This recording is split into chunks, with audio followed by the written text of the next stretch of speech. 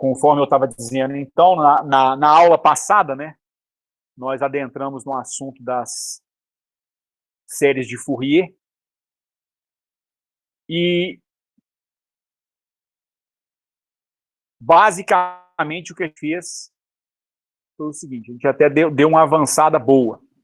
A gente disse que se nós temos uma função que é periódica, em princípio, o período poderia ser assumido como seno 2π. Então, uma função dependente de uma variável t, que pode ser o tempo, né, imaginando que isso aqui é igual a uma função de período 2π, se ela é repetitiva a cada 2π radianos, eu apresentei o teorema de Fourier para vocês, e eu disse que uma função periódica como essa poderia ser escrita como sendo A0 dividido por 2 mais um somatório num índice 1, no índice n, que vai de 1 até infinito, de AN vezes o cosseno de n vezes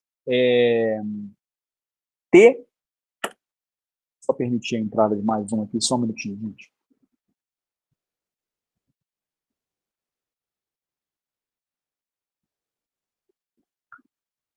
Mais um outro somatório que vai de n igual a 1 até infinito, de uma outra constante Bn vezes o seno de n vezes t. Então, isso aqui foi o que eu chamei para vocês de teorema de Fourier, ou expansão em série de Fourier da sua função periódica. Ok? Nós trabalhamos durante boa parte da aula na determinação dos AN, do A0 e do BN. O BN eu apenas esbocei como é que seria o cálculo, né? O AN acho que eu mostrei com um pouco mais de detalhes, o A0 acho que eu mostrei alguma coisinha de forma rápida no final da aula também. Como é que a gente obteve esses coeficientes? Eu não vou refazer o cálculo todo de novo, mas a gente utilizou um conjunto de relações que nós chamamos de relações de ortogonalidade das funções seno e cosseno.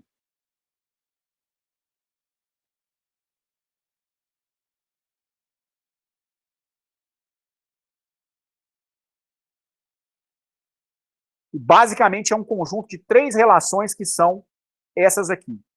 A primeira é a seguinte: se você tem uma integral de um produto de funções seno, então um seno de n vezes t vezes um seno de m vezes t integrada em t, de menos π sobre 2, aliás, de menos π, porque o período é 2π, né? Então, de menos π até π radianos, essa integral aqui ela pode te dar 2 valores possíveis. Ela vai dar 0 caso o n for diferente do n. E ela dá uma possibilidade do n ser, do valor da integral ser diferente de 0, na hipótese do n ser igual a m. Ela dá π radianos. Caso o n seja igual a m.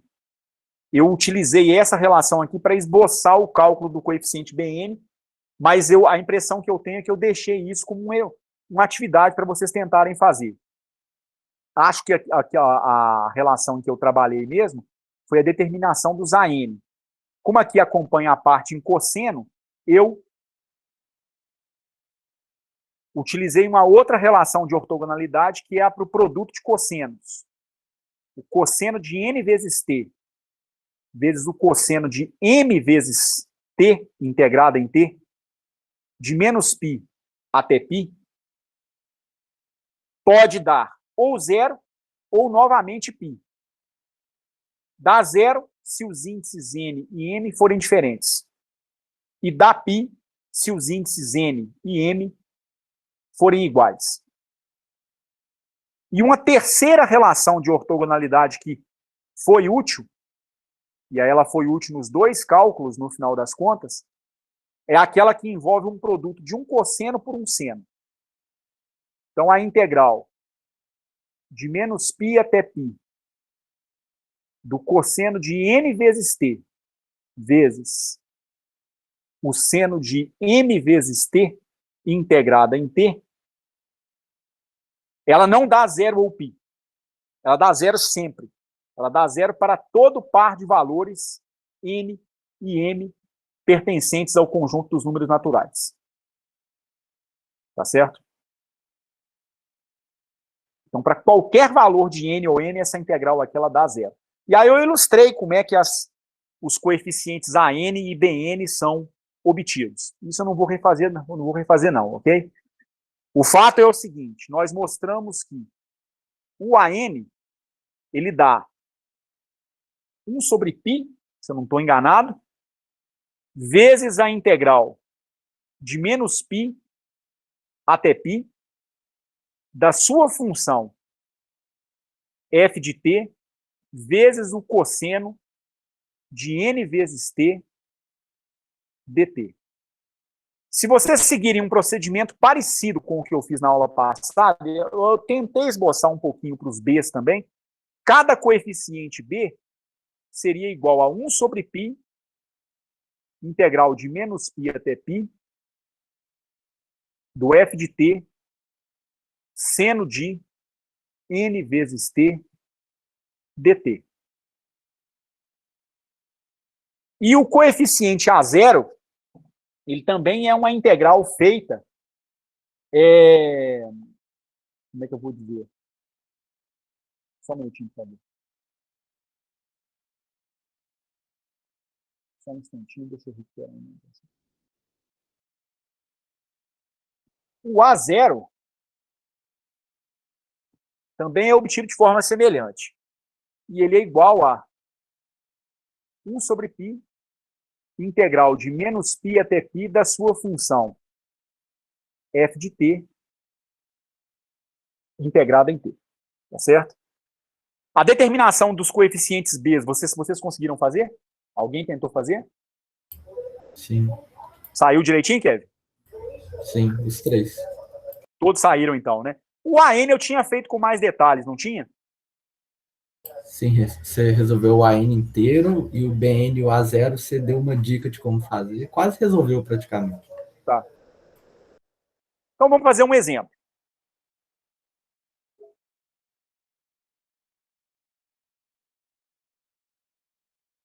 Lógico que vocês devem estar se perguntando, tá, mas para que eu aprendo série de Fourier? Série de Fourier é uma ferramenta extremamente importante para você resolver alguns tipos de equações diferenciais. Mas também serve para você entender como é que é o comportamento de um sinal periódico. Eu até queria aproveitar o ensejo. O Isaac fez uma proposta para mim há alguns dias. Ele estava preparando uma apresentação a respeito de aplicações de série de Fourier, se eu não estou enganado, em música. Ô Isaac, você está aí, está me ouvindo, cara? Tô sim, tô escutando. Cara, lógico que é pela falta de tempo que eu não te respondi ainda, mas a sua proposta, obviamente, é muito bem-vinda. Você quer explicar para o pessoal como é que seria a sua proposta? O que você pretendia fazer? Posso falar brevemente aqui para não ocupar muito tempo da aula, mas depois, se alguém quiser também tirar umas dúvidas, pode falar pelo chat lá no grupo. Mas, enfim, eu queria abordar um pouco sobre as séries de Fourier e também um pouquinho de transformadas na análise de notas e acordes musicais. Aí, aplicar essas teorias em alguns exemplos de notas e acordes mesmo, dentro da teoria da música. Sim. Beleza. Como é que você pretende abordar isso com o pessoal, Isaac? Daí eu preparei a apresentação de slide, que eu tinha te mandado lá um arquivo inicial, inclusive tem alguns erros lá que eu já corrigi. Tá. Daí eu ia gravar aqui antes, num formato de aula, parecido com o que está sendo só a aula, e disponibilizar para eles. Tá. Daí, se ficar qualquer dúvida, a gente pode conversar depois pelas monitorias sobre alguma passagem que ficou com dúvida dentro da apresentação. Tudo bem. Tudo bem. Eu não vou nem perguntar ao pessoal, não. Você pode fazer isso para a gente, sim. Tá bom? Beleza, então. Já está com a apresentação. Já está praticamente pronta a apresentação. Aí eu vou gravar aqui, ver como ficou e te mando a gravação também antes de disponibilizar. Pode fazer, sim. Beleza? Beleza. Então vamos lá, gente. Vamos considerar essa função aqui. Vamos considerar a função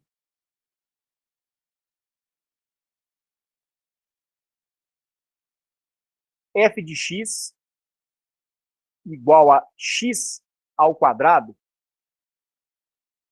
no intervalo de menos π até π.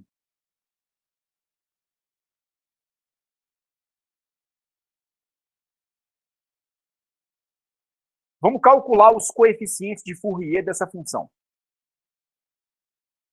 É lógico que quando você olha para a função x ao quadrado, você não vê uma função periódica, não. Tá certo? X ao quadrado é uma parábola. Então, ela não é uma função repetitiva. Mas o que eu estou querendo dizer a respeito da função x ao quadrado nesse contexto é mais ou menos isso que eu vou colocar na sequência.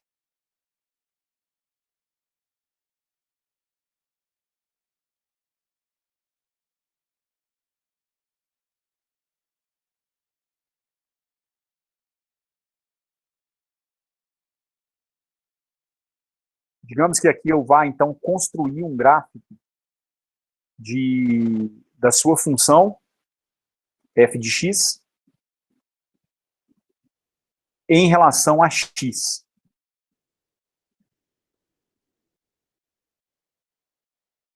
Inicialmente de menos π até π. Então, digamos que eu tenha menos π radianos aqui e π radianos desse lado aqui.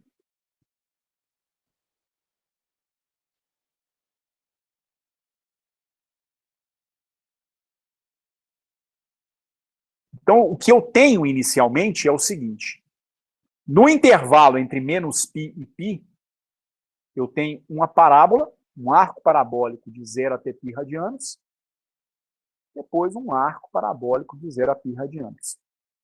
E fora desse intervalo, eu não tenho nada? Não, tem sim. Tem a mesma função. Então, a partir de π radianos, a função volta a apresentar o mesmo comportamento. Então, agora é o seguinte, ela tem um período 2π radianos, né? É quando ela volta a apresentar o mesmo valor inicial. Então, agora você faria uma faixa de π radianos até 3π radianos. Agora você vai pegar e vai desenhar o mesmo arco parabólico nessa faixa. Aqui, claro, está ruim porque não é fácil desenhar nessa mesa, de jeito nenhum. E agora, ela volta a se repetir novamente. E à esquerda, a mesma coisa.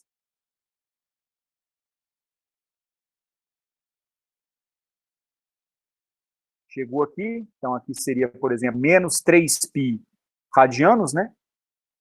Ela volta a apresentar o mesmo comportamento. De onde até onde? Sempre com um período de 2π radianos. Vai contar de π para 3π, de 3π para 5π, de π para menos 3π, e agora? Para menos 5π. É isso que a gente está querendo fazer. Eu quero calcular os coeficientes de Fourier dessa função. É a função x ao quadrado no intervalo de menos π até π. E fora desse intervalo, é a própria função. Ela vai se replicando à medida que o x vai aumentando, né? Seja para a direita ou seja para a esquerda. Então, qual será a série trigonométrica que representa essa minha função? É uma função repetitiva em x? É. Então, ela tem uma representação de Fourier. Perguntar por qual é essa série significa, então, perguntar quais são os coeficientes de Fourier da sua expansão. Então, vamos lá. De acordo com o teorema de Fourier, o que você pode afirmar é o seguinte.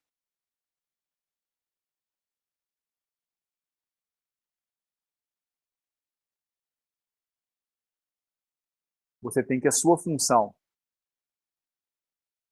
f de x pode ser expressa como uma constante A0 dividido por 2, mais um somatório que vai de 1 até infinito, de AN vezes um cosseno de N vezes X, mais um somatório com N indo de 1 até infinito, de BN vezes o seno de N vezes X.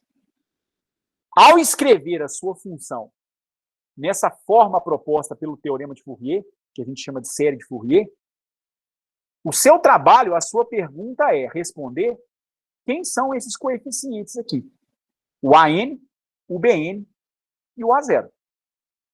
Sabendo que o A0 vale o inverso de metade do período, ou 1 sobre π, a função tem período 2π, a integral de menos π até π da sua função f de x, cosseno de n vezes x, dx. Aliás, minto. Isso aqui seria a expressão do coeficiente AN. Coeficiente que vai acompanhar o primeiro somatório. Tá certo? Vai acompanhar cada cosseno no primeiro somatório. Isso aqui me daria o que, então? 1 sobre π, a integral de menos π até π de x ao quadrado vezes o cosseno de n vezes x dx. Seus BN, 1 sobre π, a integral de menos π até π da sua função f de x vezes o seno de n vezes x dx. Isso é igual a 1 sobre π, a integral de menos π até π de x ao quadrado vezes o seno de nx dx. E quem que é o coeficiente? A0. 1 sobre π, a integral de menos π até π da própria função integrada nesse intervalo em que a função se repete. Então, isso me dá 1 sobre π, a integral de menos π até π de x ao quadrado dx. De certa maneira, então, o que a gente tem é uma espécie de uma receitinha de bolo, né, para a gente poder calcular esses diversos coeficientes. O mais importante foi o que a gente viu na aula passada. É como é que as expressões desses coeficientes são obtidas por meio das relações de ortogonalidade, tá certo? Daí vem o que a gente faz na sequência em termos de aplicação em física. No momento que a gente está fazendo é aprender como fazer o cálculo dos coeficientes de Fourier.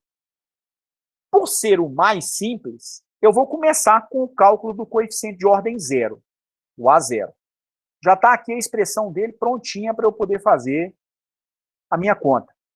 Isso aqui vai me dar o quê?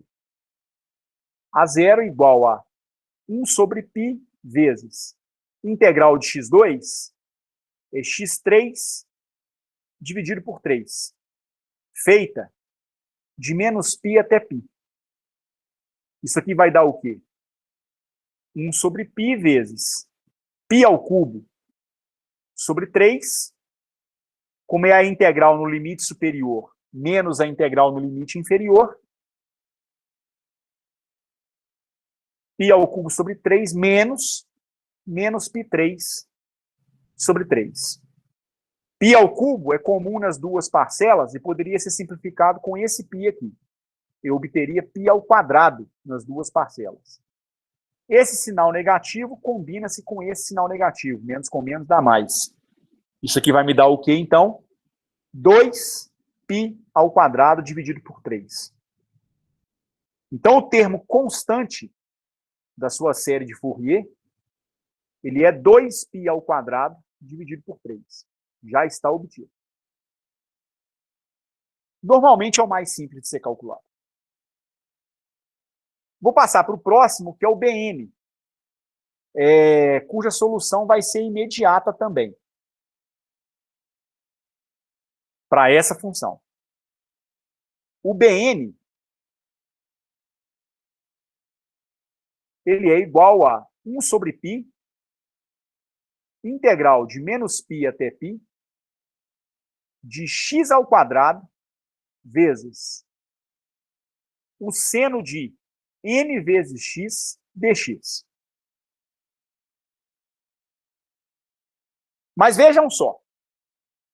Quando você olha para o gráfico da sua função, a sua função x2, de menos π até π, e depois replicada nos outros períodos, x ao quadrado é uma função par ou ímpar?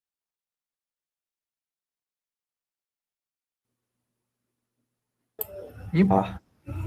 Alguém falou ímpar aí? Par, falei sem querer. Te mato, Vitor. X ao quadrado é uma função par.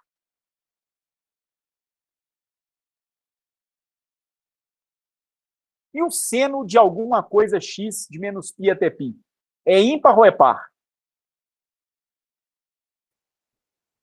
Seno é ímpar. Todo seno é função ímpar. Produto de uma função par por uma função ímpar retorna-lhe uma função ímpar. O domínio de integração que você tem é simétrico. Vai de um ponto até o negativo simétrico desse ponto.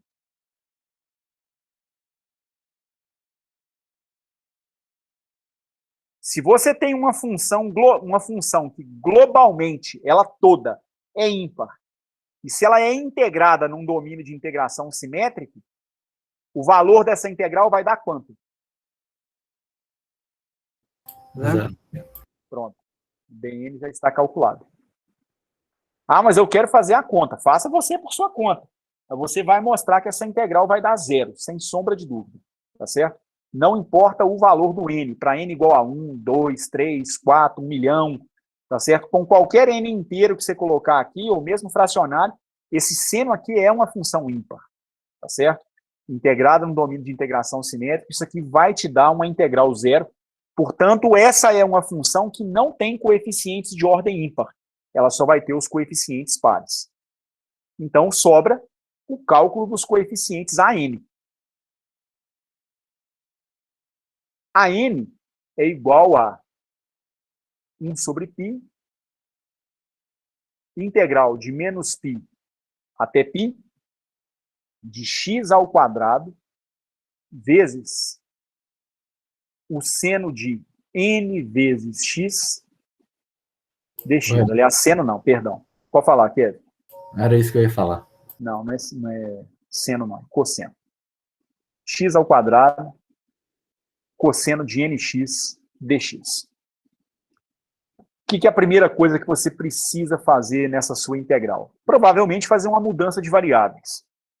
Eu vou então pegar o argumento da função cosseno, o n vezes x, e vou chamar o n vezes x de uma certa variável u. Ao fazer essa mudança de variáveis, se o u é igual a n vezes x, o elemento de integração em u, o du, seria igual a um diferencial de n vezes x. N pode ser tratado como uma constante, sai para fora do diferencial. O dx, então, é igual a du dividido por n. Ok? Então, a gente ficaria com o seguinte. O coeficiente a n tem que ser igual a quê? 1 sobre π vezes a integral de menos π até π de x ao quadrado. Mas o x é u sobre n. Então, isso aqui vai me dar u ao quadrado dividido por n ao quadrado. Vezes o cosseno de quanto? Não mais n vezes x. Cosseno de u. E o dx? du sobre n. Um detalhe importante é o seguinte, com relação aos limites de integração. Em x, eles iam de menos π até π. Em u, eles vão ter que ser alterados. Quando o x vale π, o u vai valer n vezes π. E quando o x vale menos π, o u vai valer menos nπ. Tá certo? Então, os limites deveriam ser reescritos também. Então, você vai fazer a integral de menos nπ até n vezes π. Num primeiro momento, você vai ficar com o seguinte, então.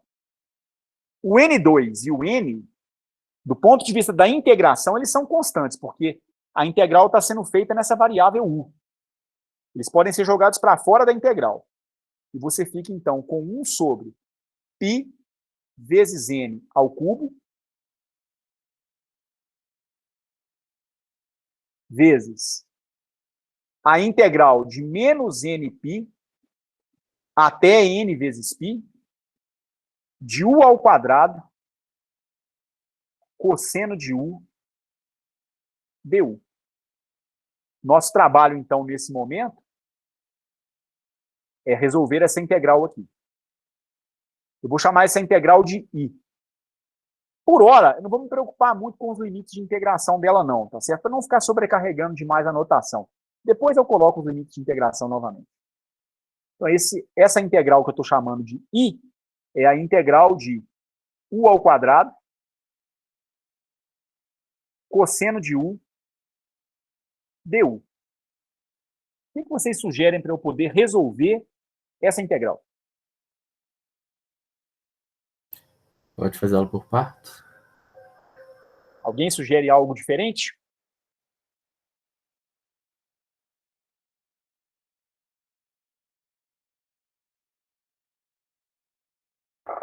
Também pensei nisso. Normalmente é isso mesmo. Normalmente o produto de um polinômio, de um polinômio por um cosseno da variável desse polinômio, normalmente é resolvida via integração por partes, tá certo? Cossenos, senos, normalmente aqui a integração ela sai por partes mesmo, é o caminho usual. Não quero dizer que não tem outra técnica, mas usualmente esse é o procedimento usual. Então vamos tentar inicialmente integração por partes. Tava achando que você ia falar que a gente não ia fazer assim, que expandir o cosseno numa série de Taylor. Ô, Kevin, deixa eu te falar uma coisa. Não é que está errado pensar isso, não. Em princípio, você pode.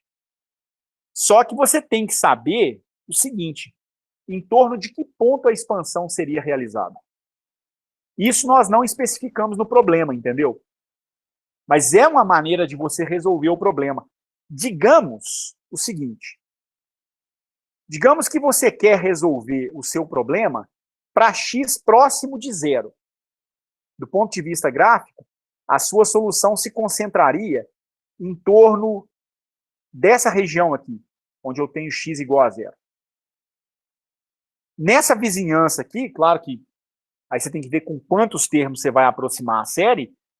Nessa região, próxima de 0, seria sim lícito eu expandir o cosseno perto de x igual a 0.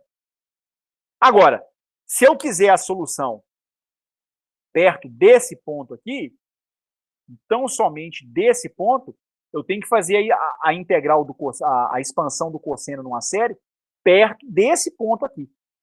Então, não é que é um problema você fazer uma expansão em série de uma função que está dentro de uma integral, não. É razoável fazer isso. Tem muitos problemas em física, principalmente quando a gente está fazendo pesquisa, em que você cai em integrais que só dá para serem resolvidas se você fizer uma aproximação no integrando em série de potência. Entendeu? Só que nós não estamos em um nível tão profundo assim, vamos dizer dessa forma, né? E nós não especificamos um ponto em torno do qual nós queremos ou precisamos da solução. Porque, em princípio, dá para obter a solução num ponto qualquer. Mas, em princípio, seria válido fazer isso sim. Só que você tem que especificar o ponto em torno do qual a expansão vai acontecer. Entende? Beleza. Não é o caso. Então, a gente quer o valor para uma... Como é que eu vou dizer? A gente quer o valor da integral para um valor qualquer de x ou de u, no caso. Ok? Ora, a integração por partes, em geral, você tem uma integral de uma função u' multiplicado por dv, e você sabe que isso aqui é igual a u' vezes v menos a integral de v du'. Tá certo? Estou chamando de u' porque aqui eu acabei que na minha mudança de variáveis eu chamei o x de o n vezes x de u, tá certo? Então foi por isso que eu optei por chamar a variável da integração por partes de um u'. O que vocês chamariam de U'? O que vocês chamariam de dV nessa expressão aqui?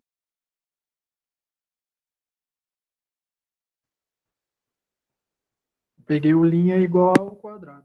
Normalmente é o que você faz. Você vai pegar o polinômio e colocar no U. Por que você vai fazer isso? Você vai fazer isso porque você vai ter que tomar o diferencial dele num segundo momento. Você vai ter que tomar a derivada dele num segundo momento. Você vai tomar a derivada da função que é a mais simples de ser derivada, não a mais complicada. Tá certo? Por mais que derivar o cosseno seja simples, mas aí você já vai ter o integral de um cosseno multiplicado por um seno, o negócio talvez possa ficar mais complicado. Apesar de você ter as relações de ortogonalidade que aqui poderiam lhe ajudar. Tá certo? Mas vamos fazer isso dessa forma. Eu vou chamar o U' de U ao quadrado. Automaticamente eu teria que calcular o dU'. dU' seria igual a 2 vezes 2 vezes U vezes dU. Tá certo? Por sua vez, quem vai ser o dV? dV vai ser igual ao restante da integral, né? O outro diferencial. Cosseno de U multiplicado por dU. Você não precisa somente do dV, você vai precisar encontrar quem é a função V. Você tem que integrar esse cara aqui. Se o dV for escolhido como cosseno de U dU, você vai fazer a integral de dV, que é a integral do cosseno de U dU, que vai te dar seno de U. Tá certo? Então, a sua função I, a sua integral I, que é a integral de U ao quadrado, cosseno de U dU, ela vai ser expressa, então, da seguinte maneira. U' vezes V, tá certo? Ou U ao quadrado vezes a integral do dV, que deu seno de U,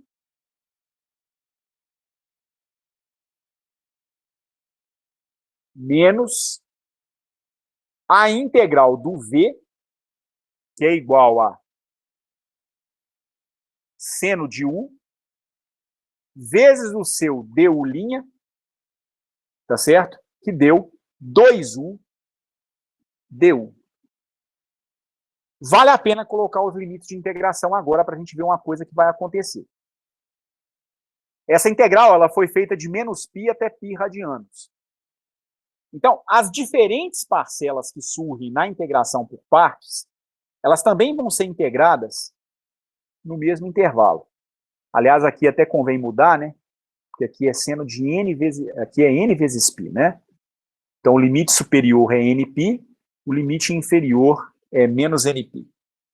Então, a primeira parcela é integrada de menos nπ até nπ. A segunda parcela é integrada também de menos nπ até mais nπ.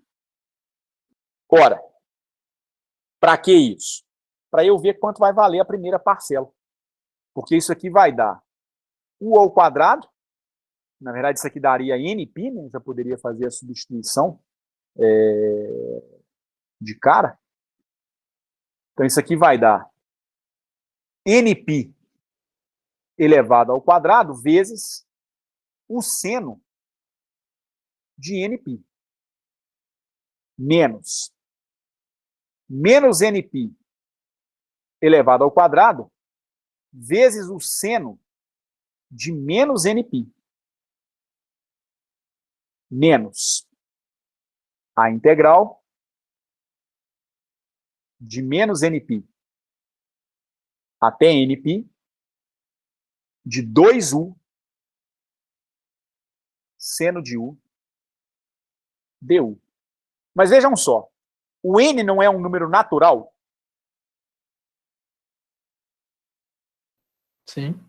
Se ele é natural, quanto dá o seno de n vezes π? Dá Para zero. n natural, é 0. E o seno de menos n vezes π? Também dá zero. Então, essa primeira parcela da sua integral por partes vai para o barro. Você não vai precisar dela. Por isso que a colocação dos limites de integração era importante agora. Aí vai sobrar menos 2, a integral de menos nπ até nπ de u vezes seno de u du. Isolando essa integral, então, isso aqui deu, então, menos 2, a integral de menos nπ até nπ de u vezes seno de u du, que tem toda a cara de que vai ser resolvida novamente via integração por partes. Concordam com isso? Sim. É um polinômio que é até mais simples que o anterior, vezes uma função seno. Tem toda a cara de que vai ser resolvida via integração por partes, e de fato vai mesmo ser resolvida via integração por partes. Eu vou chamar essa minha função u aqui de u duas linhas, eu já chamei um ulinho em cima, já chamei um u em cima também, e o seno de u du para mim vai ser um dv'. Da fórmula geral da integração por partes, isso aqui vai dar o quê? Menos 2 vezes integração por partes de u dv me dá a primeira que eu chamei de u, no caso, u duas linhas, vezes a integral dessa aqui, que vai ser v', integrada de menos nπ até nπ, menos a integral de v'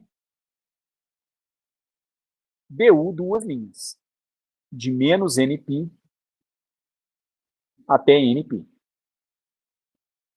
Vamos ver, então, quem são esses cabras. Primeiro, o u duas linhas é igual a u. Maravilha. Ao tomar o diferencial de u duas linhas, isso dá o próprio diferencial de u.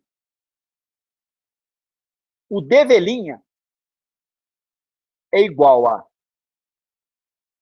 seno de u du.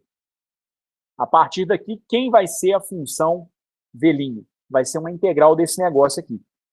Se você integrar a função seno, você vai ter como resposta menos cosseno. Então, a integral de dv' é a integral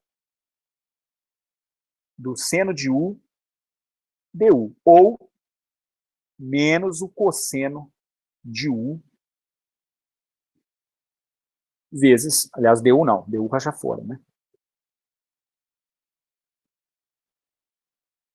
Então, a sua função i, a função original que a gente estava obtendo, ela vale menos 2 vezes u duas linhas. U duas linhas é u, tá certo? É a própria função u. Deixa ela quieta aqui. Vezes v'. V' é menos o cosseno de u.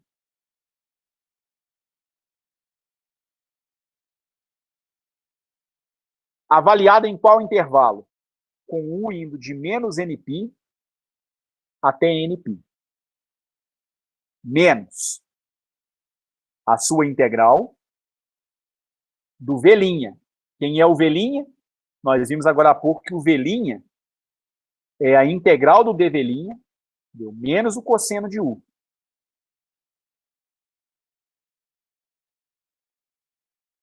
Certo? Vezes o du duas linhas. Du duas linhas deu igual ao próprio du. Feita de onde até onde? De menos nπ até nπ. Então, a sua integral, ela dá menos 2 que multiplica u avaliado no limite superior, nπ, que multiplica menos o cosseno de n vezes π. Aí, é a sua integral avaliada no limite superior menos a integral avaliada no limite inferior. Então tem um menos com o qual você tem que tomar cuidado aí no meio do caminho. Aí vem o resultado da sua integral. U menos cosseno. Sinal do limite superior em relação ao inferior, tá aqui. O U vai valer agora menos NP.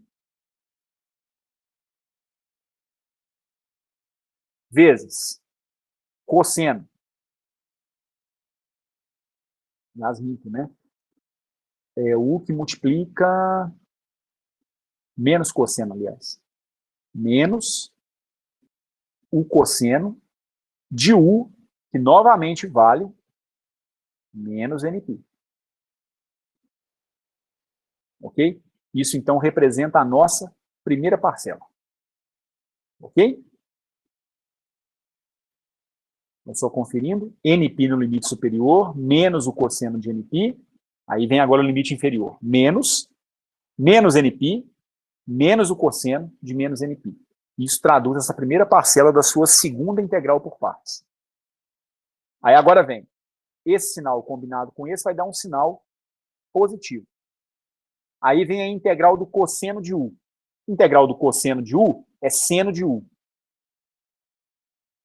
Seno de U avaliada entre NP e menos NP.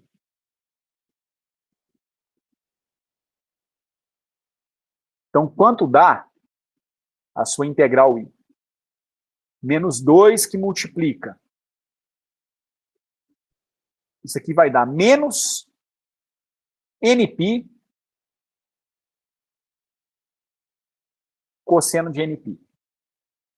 Aí agora vem uma confusão de sinais terrível aqui. Menos com menos dá mais. Com esse menos aqui dá menos de novo. Então dá de novo. Menos NP cosseno de menos NP. Mas cosseno não é função par? Sim. Então isso aqui seria igual a cosseno de NP. Eu não precisaria me preocupar com esse sinal inteiro. Aqui vem seno de NP, limite superior, menos o seno de menos NP no limite inferior. Só que seno de NP é zero. E seno de menos NP é zero também. Então, a integral que sobrou aqui, ela vai zerar. Sobrou só o primeiro termo. Minha integral dá o quê, então? Menos 2, que multiplica menos 2 NP cosseno de NP. Menos com menos dá mais. Isso aqui dá 4 NP cosseno de N vezes π. Esse é o resultado da integral que eu queria calcular desde o começo. Então, aquela integral, a integral de menos π ao quadrado, de menos π até π, de x2 cosseno de nx, ela pode ser traduzida agora no seguinte resultado.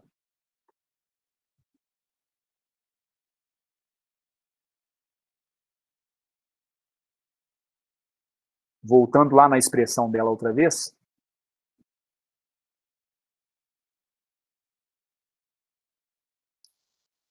Originalmente ela era 1 sobre π, integral de menos π até π, de x2 cosseno de nx.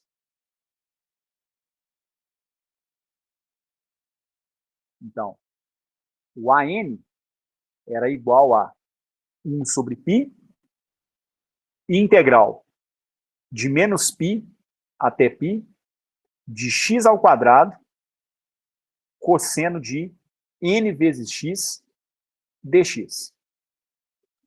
Nós fizemos algumas mudanças de variáveis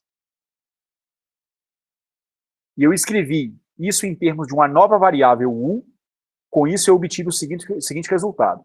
O mesmo coeficiente agora integrado em u ficou sendo 1 sobre πn ao cubo. Então reparem, o que era 1 sobre π ganhou uma dependência com n ao cubo aqui no denominador. Isso aqui agora se transformou em 1 sobre n ao cubo vezes π, uma integral de menos nπ até nπ de u ao quadrado cosseno de u du. Só conferindo para ver se é exatamente isso, mas eu acho que é assim. U ao quadrado cosseno de u du. É essa integral aqui que eu chamei de i.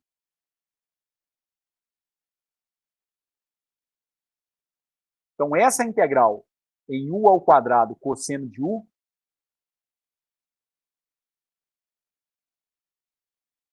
ela foi chamada de i. E para esse i, eu cheguei nesse resultado aqui. Então, o AN cosseno igual a 1 sobre n ao cubo vezes π, vezes, no lugar da minha integral, 4 n vezes π vezes o cosseno de n vezes π. Eu posso fazer a simplificação do π com o π, do n no numerador com o n ao quadrado, com n ao cubo no n no numerador com n ao cubo no denominador. Então, o coeficiente de ordem n da minha série, ele dá 4 dividido por n ao quadrado cosseno de nπ.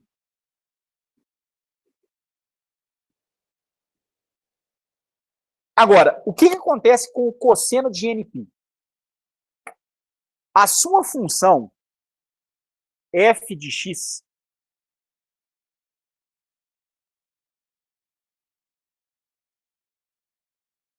que é igual a x ao quadrado se você tem menos π menor do que x, menor do que π, ela foi expressa numa série de Fourier, está sendo expressa numa série de Fourier, né?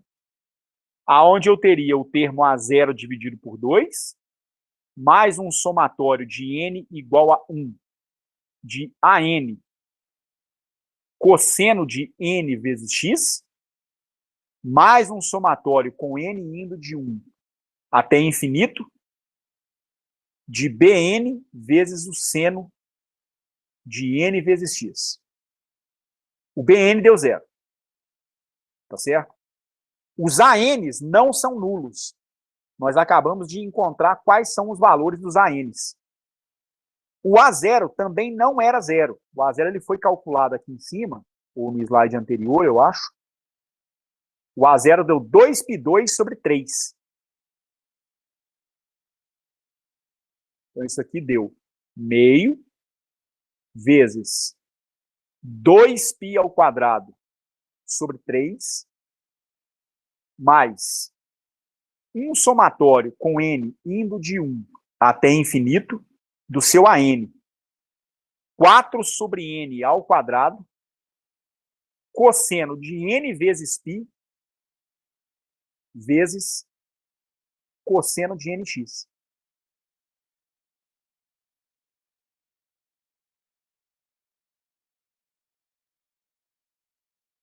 Simplifico 2 com 2. Isso aqui dá π2 dividido por 3, mais somatório com n indo de 1 até infinito, de 4 sobre n ao quadrado, vezes. Como será que eu poderia reescrever esse cosseno de nπ? Cosseno de nπ me dá 2 valores possíveis para n inteiro. Quais são esses valores?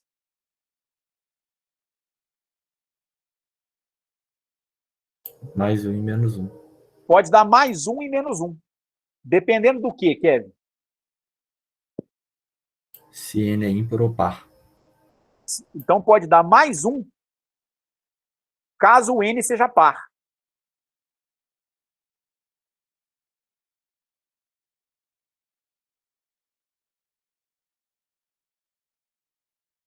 Isso aqui dá mais 1 para n's pares. E dá menos 1 para n's ímpares. Por quê? Ué, porque o cosseno de π é menos 1. O de 3π também é menos 1. O de 5π também é menos 1. E assim por diante. Mas tem um jeito mais bonitinho de escrever isso aqui. Ao invés de quebrar isso aqui em dois somatórios, um para n's pares e outro para n's ímpares, já que o módulo dá sempre o mesmo, o módulo seria uma unidade, eu posso escrever 4 sobre n ao quadrado vezes menos 1 elevado a n, vezes o cosseno de nx. Menos 1 elevado a n reflete exatamente o valor do meu cosseno de nπ para n's pares e n's ímpares. Acho que aqui eu não vou conseguir avançar na... Eu cheguei no máximo na extensão da folha na lousa. Quando o n é par, né, menos 1 ao quadrado dá 1. Quando o n é ímpar, menos 1 ao quadrado vai dar menos 1. Então, esse menos 1 elevado a n, ele reflete exatamente o meu cosseno de nπ. Então, eu poderia converter isso num somatório só. Isso aqui é igual, então, a cosseno de n vezes π. Por que isso aqui é importante? É importante a gente adquirir esse traquejo de substituir esses caras em termos dessas expressões mais simples, principalmente do ponto de vista de quem vai trabalhar com programação, quem vai modelar algum problema que requer programação de computadores. Nesse caso, ao invés de criar 2 somatórios para ocupar a memória RAM no meu computador e tornar o cálculo da minha função mais lento, eu mantenho tudo num somatório só, tudo com uma expressão só. E tudo que o computador vai ter que calcular não é nem o cosseno de nπ. Ele calcula menos 1 elevado a n. E o menos 1 elevado a n dá mais 1 se o n for par. É o cosseno de nπ para n par. E dá menos 1 se o n for ímpar, que é o cosseno de nπ para n ímpar. Essa expressão que nós chegamos aqui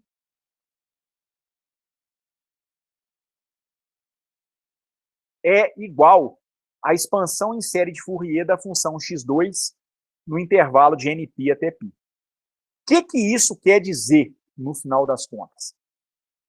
Quer dizer que a sua função f de x nesse intervalo de menos π até π e depois replicada adiante, né, conforme aquele gráfico que a gente tinha feito, ela tem uma parcela que é constante, que vale π ao quadrado sobre 3. Depois ela tem uma outra para n igual a 1, que vai dar o quê? 4 menos 1 elevado a 1, que é menos 1. Então isso aqui vai dar menos 4 cosseno de nx com n igual a 1. Cosseno de x. Depois vem o n igual a 2. Então, mais 4 dividido por 2 ao quadrado, aqui seria 1 ao quadrado, né? Vezes menos 1 elevado ao quadrado. Cosseno de 2x. Mais 4 sobre 2 ao cubo, vezes menos 1 elevado ao cubo, cosseno de 3x, mais 4 sobre 2. Aliás, desculpem, gente, porque é n elevado ao quadrado, né? Então, esse coeficiente aqui está errado, não é 2 ao cubo, não. Na verdade, eu troquei as bolas aqui. Se é n ao cubo, e esse é o terceiro termo da série, é 3 ao quadrado.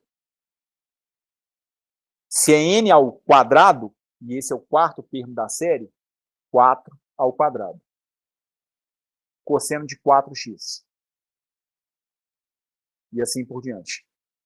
Isso aqui me daria o quê, então? π ao quadrado sobre 3, um termo constante, menos 4 cosseno de x. Mais 4 por 4 simplifica, racha fora. Menos 1 ao quadrado dá 1. Cosseno de 2x. Menos 1 ao cubo dá menos 1. Então, menos 4 sobre 9, cosseno de 3x. 4 por 4 ao quadrado é 4 por 16, dá mais 1 quarto. 1/4 cosseno de 4x e assim por diante. Eu não estou com o Maple instalado nessa minha máquina, senão eu ia mostrar um negócio para vocês. Mas eu vou pedir que vocês tentem fazer em casa. Não precisa ser agora, não. Tentem fazer em casa para mim os seguintes gráficos. Então, como um probleminha, para vocês verem como é que o aumento de termos da série melhora a aproximação em série de Fourier para a sua função original, tentem fazer isso aqui. Plotar os gráficos para as seguintes aproximações.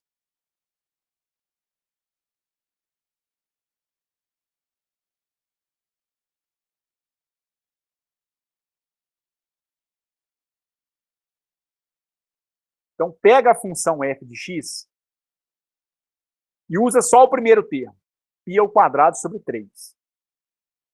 Lógico que isso aqui você não precisa nem plotar. A aproximação vai ficar péssima. Porque, originalmente, você tem uma função periódica. Se você usa só o primeiro termo da série, o gráfico desse trem aqui é uma constante. Não precisa nem plotar. E essa constante, ela vale π² sobre 3. Agora você faz o seguinte. Pega π² sobre 3 e soma com o próximo termo da série. Então, agora você vai tomar a função f de x e você vai escrevê-la como π² sobre 3 menos o cosseno de 4x. Aliás, cosseno de x, né?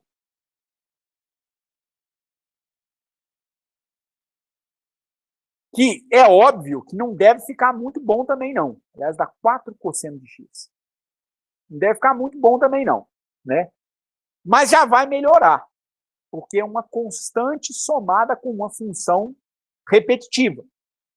Então, a periodicidade que você observa na função original, ela vai começar a ficar evidente. Mas é claro que o comportamento da função original vai estar diferente ainda da função que você está plotando agora. Faça o seguinte. Pega o f de x agora, certo? E coloca o próximo termo da série. π² sobre 3 menos 4 cosseno de x. O próximo termo da série é mais cosseno de 2x. Então, você vai construir um gráfico.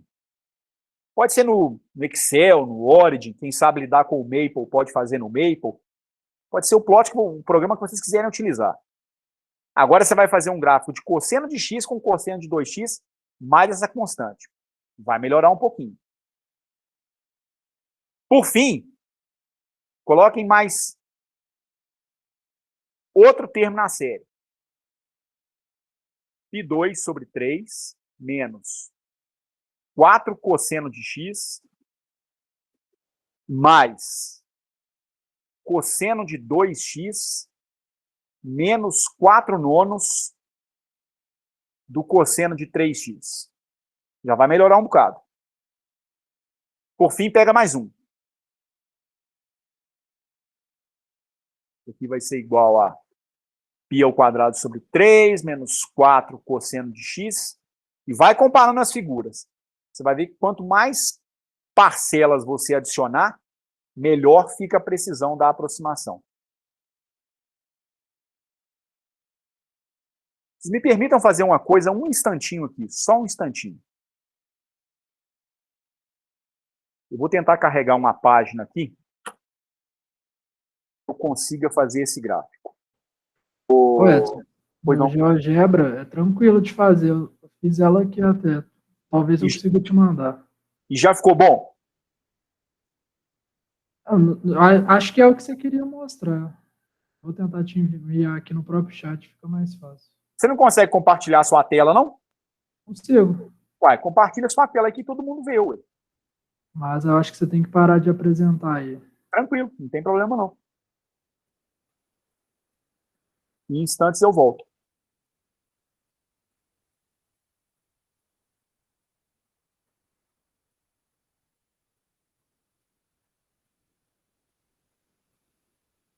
Olha que negócio bonitinho, gente. Quantos termos você colocou?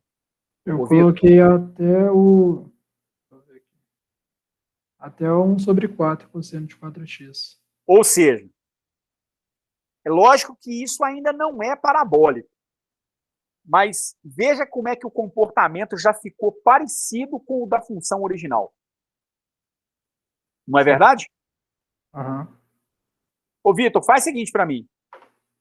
Calcula o próximo termo da série e modifica esse seu gráfico, por favor. Tá.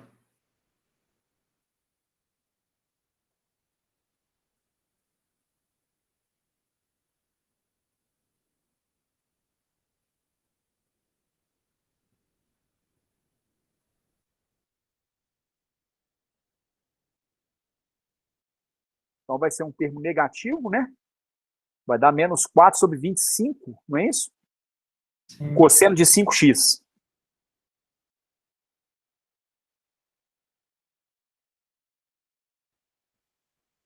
Ela já deu uma afinada a mais aqui, não estava assim. Já deu mais uma afinadinha. Põe mais um termo. Agora vai ter um sinal positivo. Agora vai ser 4/36.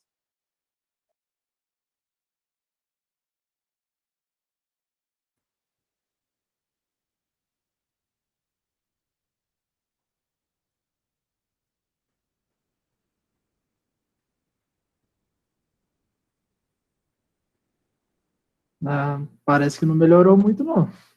Como é que é? Foi.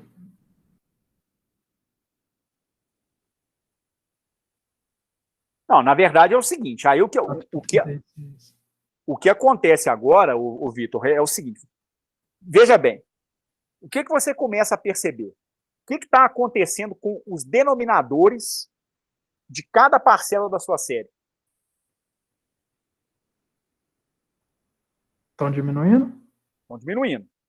Era 9, né? Era 9, depois passou a ser 16, 25, certo? O próximo foi 36.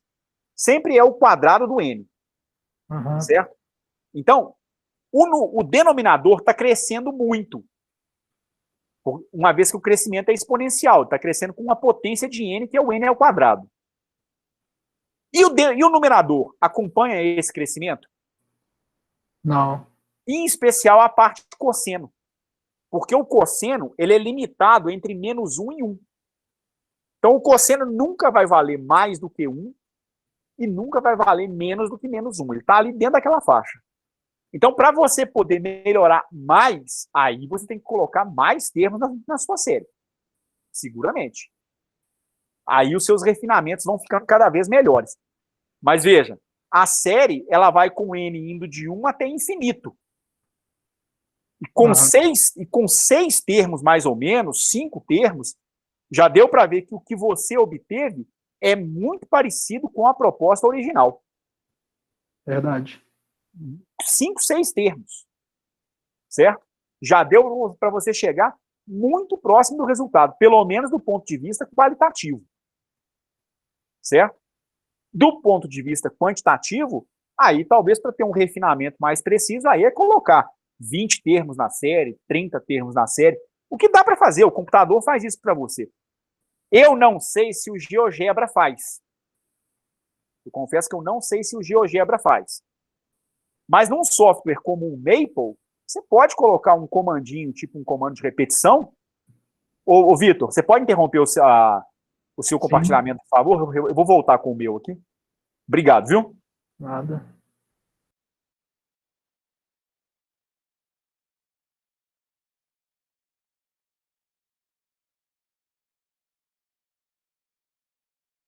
Que você teria o seguinte, né? Você tem que a sua função f de x, ela foi igual a π² sobre 3 mais um somatório com n que vai de 1 até infinito, de menos 1 elevado a n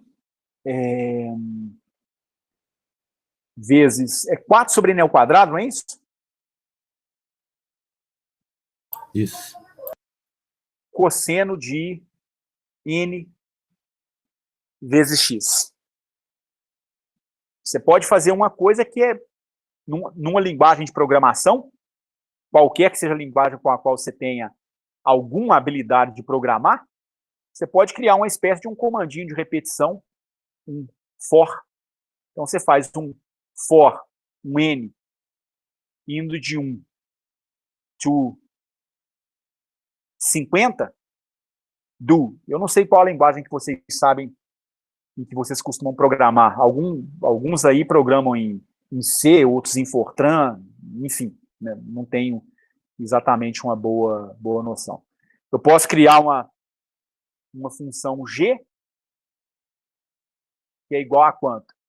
Essa função g, ela é igual a menos 1 elevado a n sobre 4 n ao quadrado cosseno de n vezes x. Posso colocar um biguinho aqui, algo assim, o Fortran, o Pascal, o Delphi costuma ter isso, e aqui um end para poder encerrar esse comando, algo mais ou menos assim, né? E aí, para cada n, com n indo de 1 até 50, ele vai fazer essa conta aqui. Claro que aí você vai ter que criar uma variável para você poder somar as diferentes funções, né? Mas isso aí é tranquilo de se fazer também, né? Você cria uma função h. Oi, Edson. Oi. Eu fiz aqui no meio, se você quiser que mostre aí com muitos n's. Ah, pode mostrar para nós. Se você já tem feito aí no Maple, pode mostrar para a gente, com toda certeza. Eu vou interromper minha apresentação aqui, você mostra para a gente.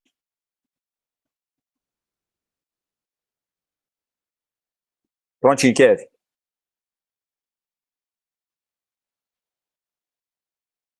Espetacular, hein? Espetacular. Você colocou o N até 10 mil ou 100 mil? 10 mil. 10 mil. Olha que bonito. E aí, cara, é o seguinte, se você conseguisse plotar nesse mesmo gráfico a função x ao quadrado, você vai ver que ela vai dar em cima dessa função que você plotou aí. Com 10 mil valores de n, a convergência vai ser perfeita. Deixa eu ver se eu consigo. Muito bom aqui no meio, não, na verdade, mas eu coloquei menos 3, né? Nas versões mais antigas do Maple, para você plotar os dois gráficos juntos, você tem que utilizar um comando chamado... Aí tá diferente, cara, porque é o seguinte... É que eu consigo colocar os dois juntos, eu acho, se eu copiar e colar. Consegue?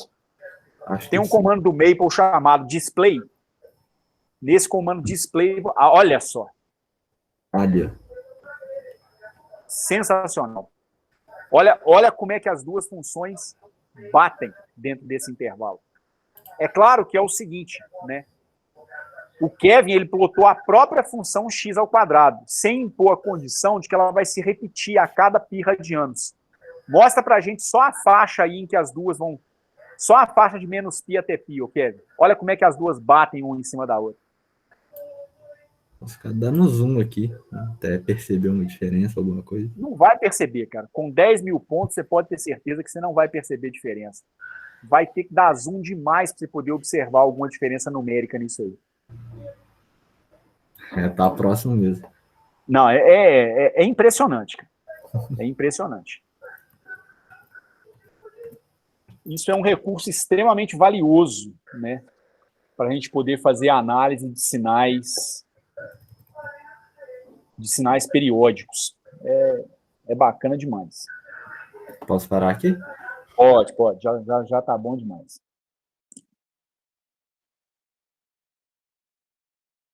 Ok? Voltando, então, para a minha partilha de tela. Só um instantinho, por favor.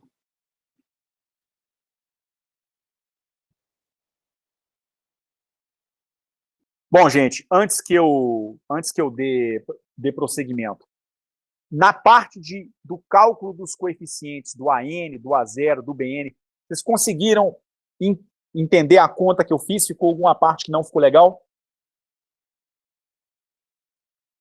Muito tranquilo. Os demais, Ingrid, Amanda, Daniel, Beleza. os Vitor, tudo bem? Para mim tá tranquilo. Beleza. Então, vejam só. Como eu tinha colocado na aula passada e também na aula de hoje, não é obrigatório que o período da série de Fourier, ou da função que você está avaliando como periódica, não é obrigatório que esse período seja de 2π radianos. Tá certo? Pode ser um período qualquer. Então, como é que as expressões para a série de Fourier vão diferir se a gente trabalhar com um período diferente de 2π radianos? Então, para um período diferente de 2π radianos, basicamente o que você tem é o seguinte. A expansão em série de Fourier da sua função vai ter uma cara muito parecida. Você vai ter um A0 dividido por 2, mais um somatório num índice n, que vai de 1 até infinito, de 1 a n vezes um cosseno de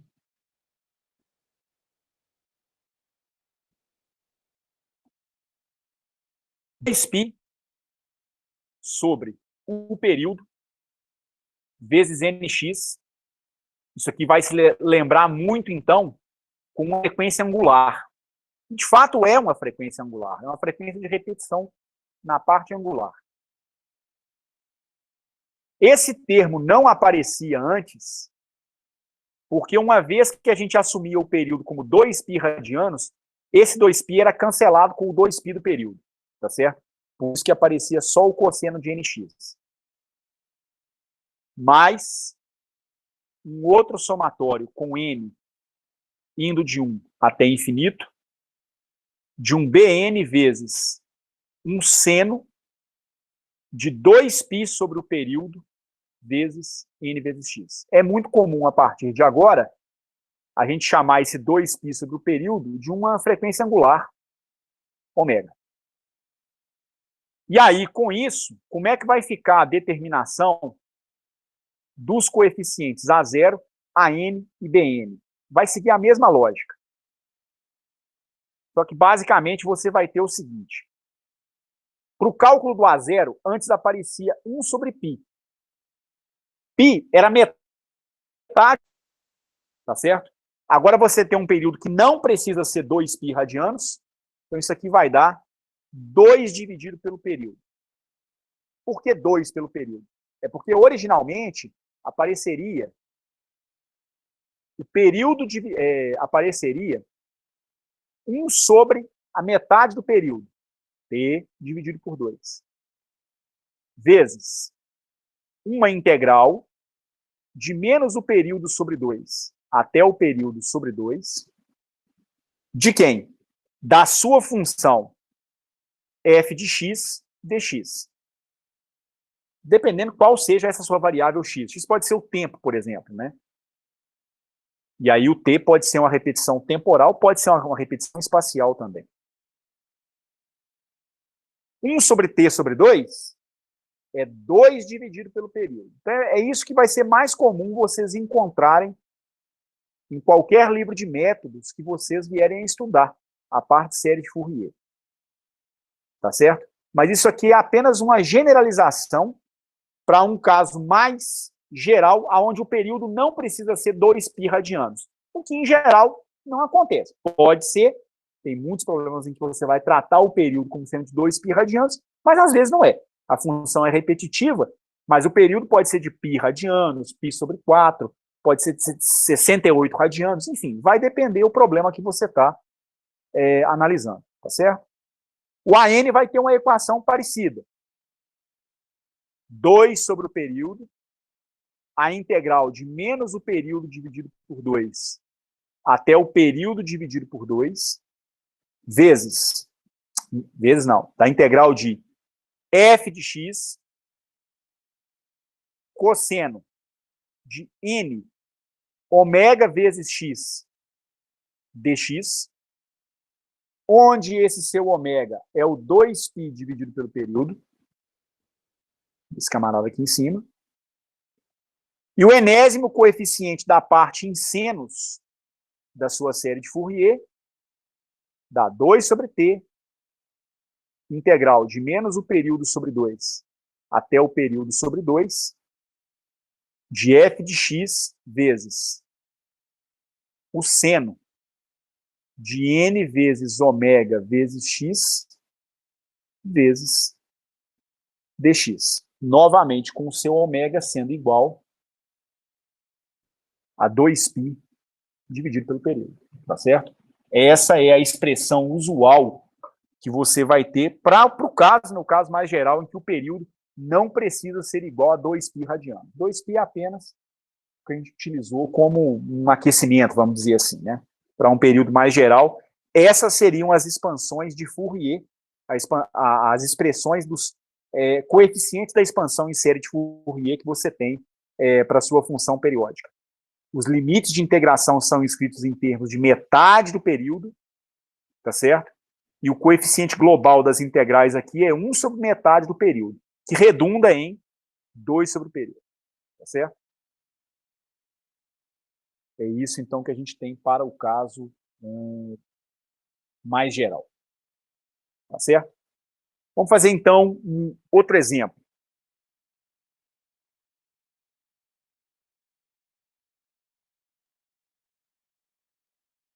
Vamos imaginar o seguinte. Vamos imaginar que eu tenho um circuito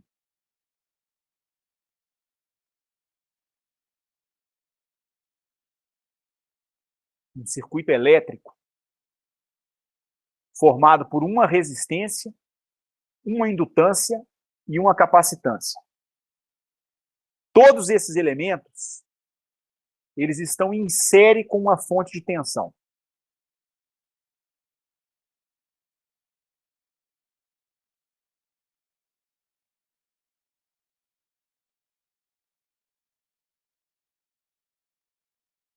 Eu vou chamar de V de t.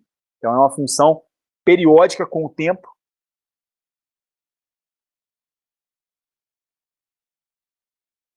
Tal que o comportamento dessa função é esse aqui.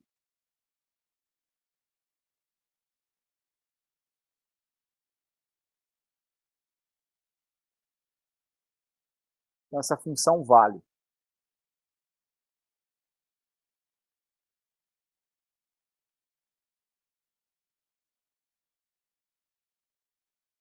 Digamos que ela varia linearmente, tá certo? Passa pela origem.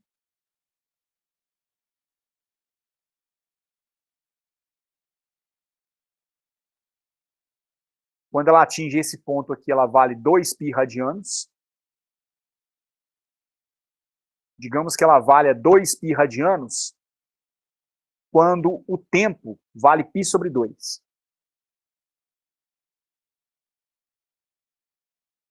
E quando o tempo vale menos π sobre 2, ela vai valer o valor simétrico. Ou seja, ela vai valer menos 2π. E fora desse intervalo, ela se repete. Então, num segundo momento, a sua função cresce linearmente, depois ela vai inverter, vai voltar a ser negativa, tá certo? Depois, ela cresce, fica positiva, inverte.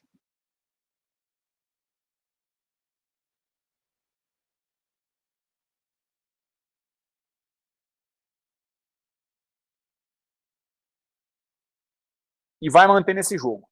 Ela vai variando linearmente de menos 2π até 2π radianos, mais ou menos dessa forma. Claro que a esquerda de menos π sobre 2, o comportamento é o mesmo, né?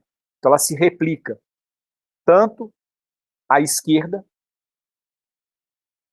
quanto à minha direita. Ok? Então ela nunca vale mais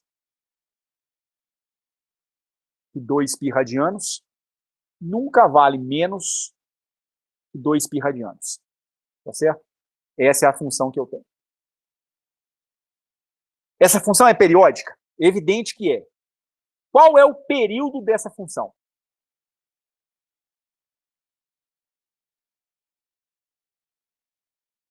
Π radianos. A cada π radianos, ela se replica novamente. Então, esse meu sinal de tensão V de T, ele tem um período que vale π radianos.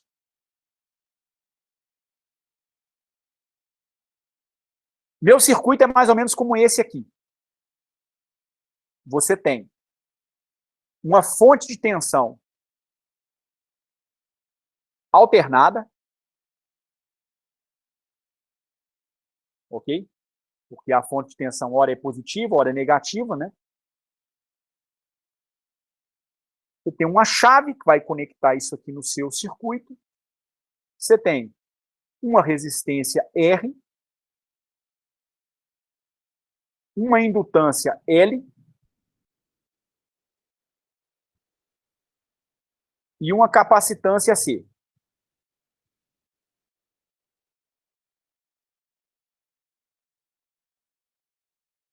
Você vai ligar essa chave nessa posição 1 aqui. Quando você ligar essa chave nessa posição 1, a fonte de tensão, que tem uma tensão alimentada por um sinal como esse aqui, vai injetar energia na forma de uma diferença de potencial no seu circuito. Você vai, então, gerar uma corrente elétrica nesse seu circuito. Eu quero saber, então, qual será o comportamento dessa corrente no circuito em função do tempo? Qual será o comportamento da tensão na resistência em função do tempo? Da tensão na indutância em função do tempo? E da tensão na capacitância em função do tempo. Mas antes disso, vou fazer uma coisa preliminar. Eu vou tentar obter qual vai ser o comportamento, qual vai ser a expansão em série de Fourier dessa minha função de tensão ao longo do tempo, tá certo? Então, a primeira coisa que eu quero é o seguinte: além de obter a corrente, a tensão na resistência, na indutância e na capacitância em função do tempo, então isso aqui seriam os itens B, C, D e E. Como o item A, que é o primeiro item que eu tenho, nós vamos expressar a nossa função V de T, na forma de uma série de Fourier.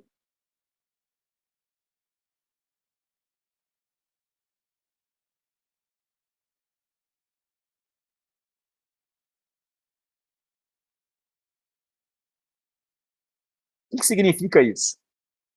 Se você tem uma função que é periódica, se ela pode ser expressa na forma de uma série de Fourier porque ela é periódica, ela pode ser colocada na forma A0 dividido por 2, mais um somatório com N indo de 1 até infinito, de AN vezes um cosseno de quanto? N ômega T, seria o meu N ômega X da situação anterior, né, do caso mais geral, mais um somatório com N indo de 1 até infinito, de Bn vezes o seno de N ômega vezes T. Qual é o nosso problema, então, no item A, antes de querer fazer a análise da corrente e da tensão em cada elemento? Nosso problema inicial é determinar a expansão nos coeficientes de Fourier.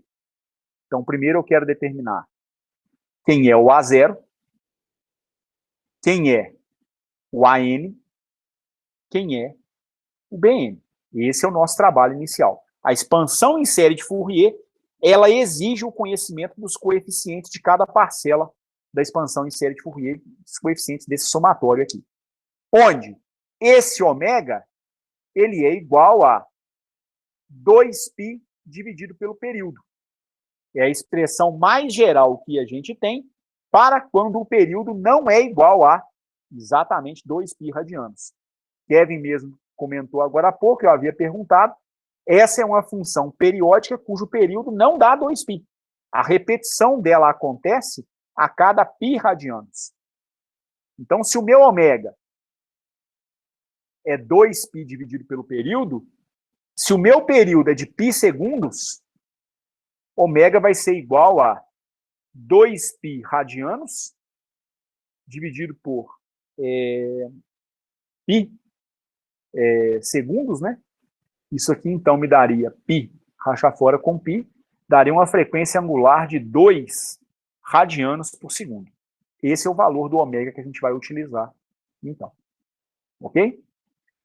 E aí, o que a gente faz agora? Vamos calcular os coeficientes de Fourier. A0 é igual a 2 dividido pelo período, integral feita de menos o período sobre 2 até o período sobre 2, da sua função f de t, dt. O enésimo coeficiente da série é 2 dividido pelo período, integral de menos infinito até mais infinito, perdão, de menos π sobre 2 até π sobre 2, da sua função f de t, seno de n ômega t dt.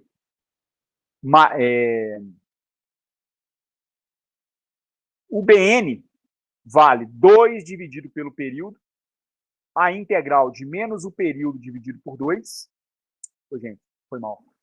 Eu estou me antecipando aos fatos. Vamos fazer a coisa com calma para todo mundo perceber.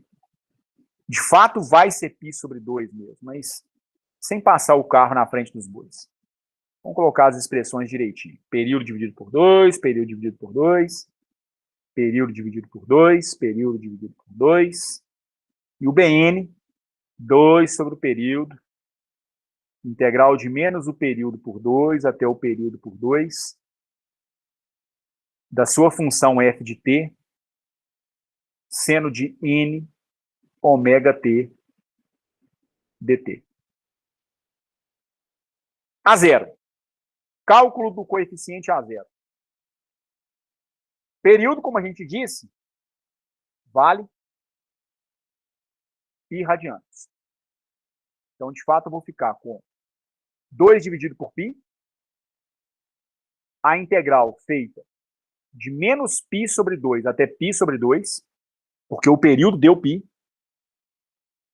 da sua função f de t dt. Vem a pergunta óbvia. Quem é o f de t? A expressão não foi dada. O que você tem é um gráfico da sua função. Como é que você vai tirar a expressão?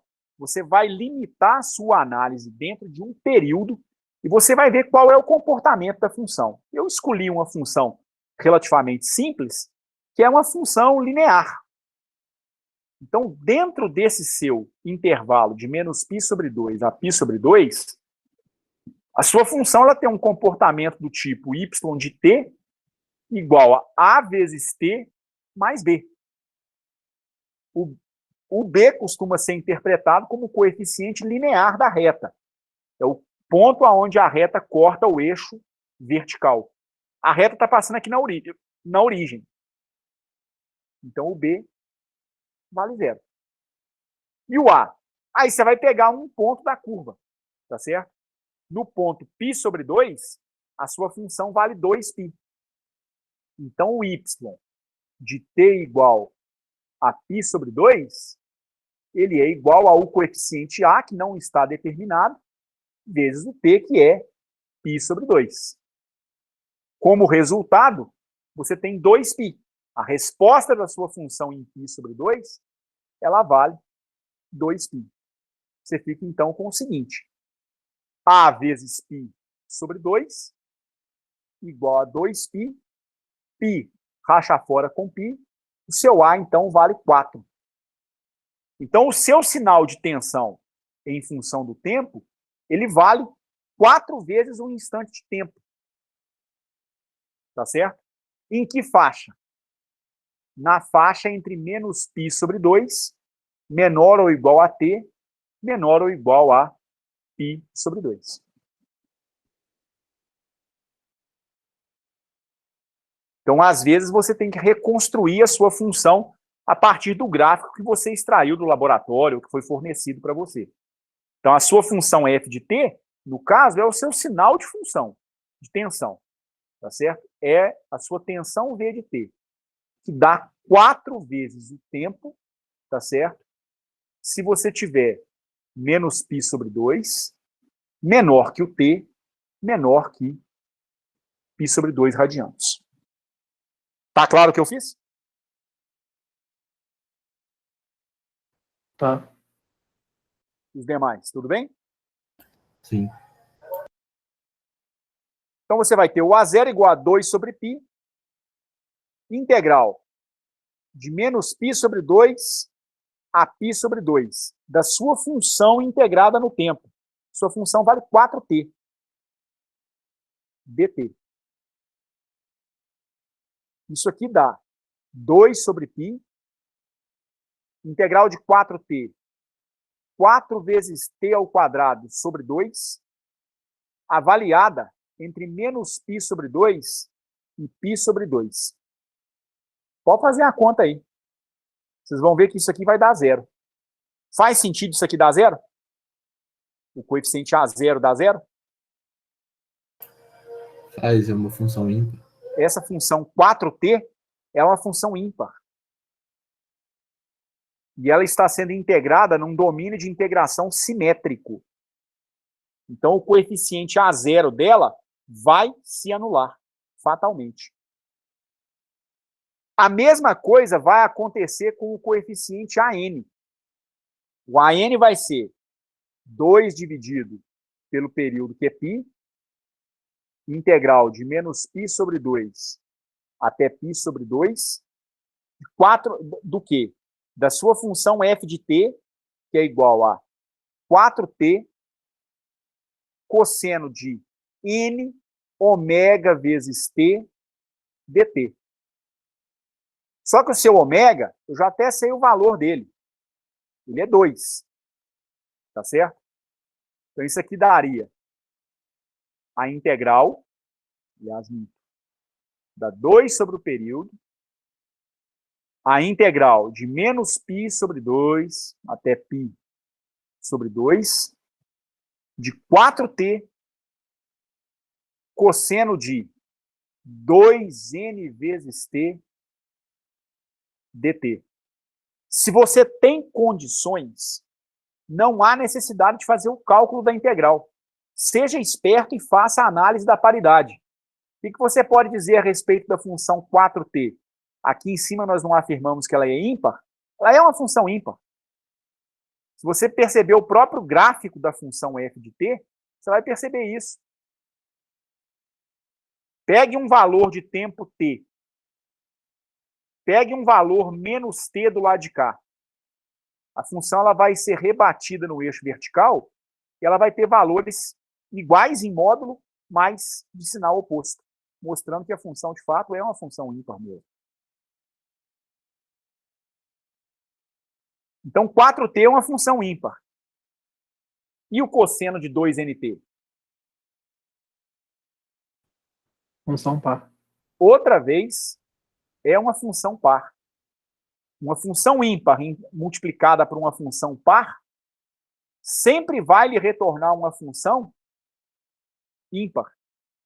Uma função ímpar integrada num domínio de integração simétrica, a integral aqui ela vai dar 0. Deixo para vocês conferirem isso como resultado. Façam a conta, gente. Façam a conta, tá certo? é importante vocês pegarem firmeza com esse tipo de afirmação. Eu estou afirmando que é verdade, tá certo? Eu sei que realmente é verdade, mas é importante vocês tomarem posse disso, tá certo? Então, confiram isso em casa num segundo momento. Sobra o coeficiente BN. Esse não pode ser nulo. Porque se ele for nulo, então a série toda seria nula, a função não iria existir. BN dá 2 sobre o período, que é π, a integral de menos π sobre 2 até π sobre 2, da sua função, que é 4t, e a parte em senos da sua série de Fourier, pega o quê? A função multiplicada pelo seno de n ômega x. O ômega é 2π dividido pelo período. Então, 4t vezes o seno de n vezes 2π dividido pelo período, que é π, vezes a variável de integração, que é o t, integrada em t. Aí agora é função ímpar multiplicada por função ímpar. Aí agora ferrou, né? Agora não tem como dar zero mesmo, não. Bn, então, dá 2 sobre π, ou melhor, já vou até passar esse 4 para fora, ao invés de 2 eu vou ter um fator 8, aqui no meu numerador. 8 sobre π, integral de menos π sobre 2 até π sobre 2, de t vezes o seno de 2nt dt. Essa é a integral que tem que ser resolvida. E que, novamente, se assemelha a um tipo de integral que a gente resolveu agora há pouco. Ela deve ser, provavelmente, resolvida por integração por partes novamente. Vou, então, chamar o u de t e o seno de 2nt dt eu vou chamar de dv. E vou lembrar da expressão geral da integração por partes, que a integral de u dv é igual a u vezes v menos a integral de v du. Bn tem que ser o quê, então? 8 sobre π. Vezes o quê? Já que você vai resolver isso por partes, você vai ter u vezes v. O u vale t vezes v.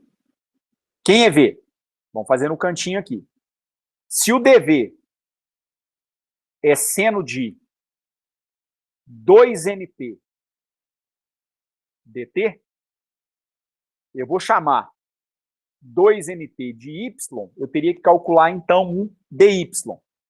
Então, y igual a 2nt, o dy tem que ser igual a 2n dt. E aí eu tenho que isolar o seu dt, uma vez que ele também vai ser substituído. dt vai ser dy sobre 2n, certo? V, então, que é a integral de dv, dá a integral do cosseno de y, e o dt dá dy dividido por 2n.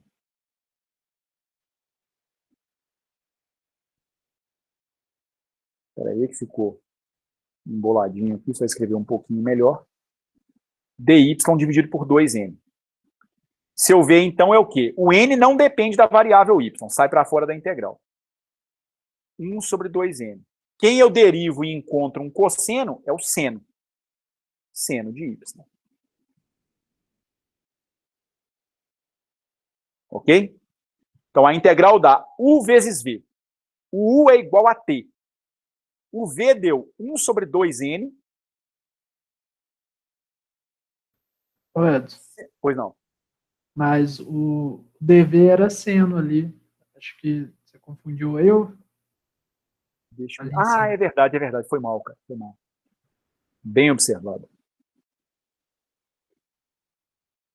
dv estava escrito em função de um seno. Então, na verdade, a função aqui vai dar menos cosseno como resposta, né? Sim. Então, isso aqui dá 1 sobre 2n que multiplica menos o cosseno de y, tá certo? Então, t que multiplica 1 sobre 2n vezes menos a função cosseno de y com y igual a 2nt.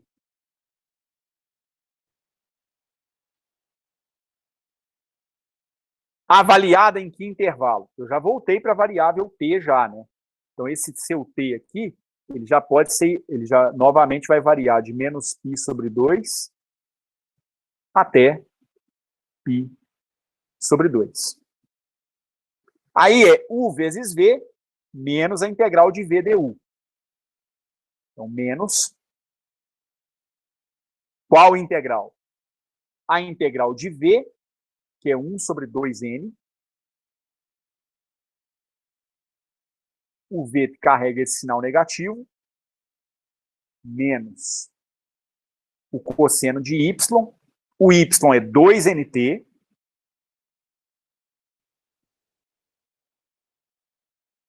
Tudo isso integrado em du, tá certo?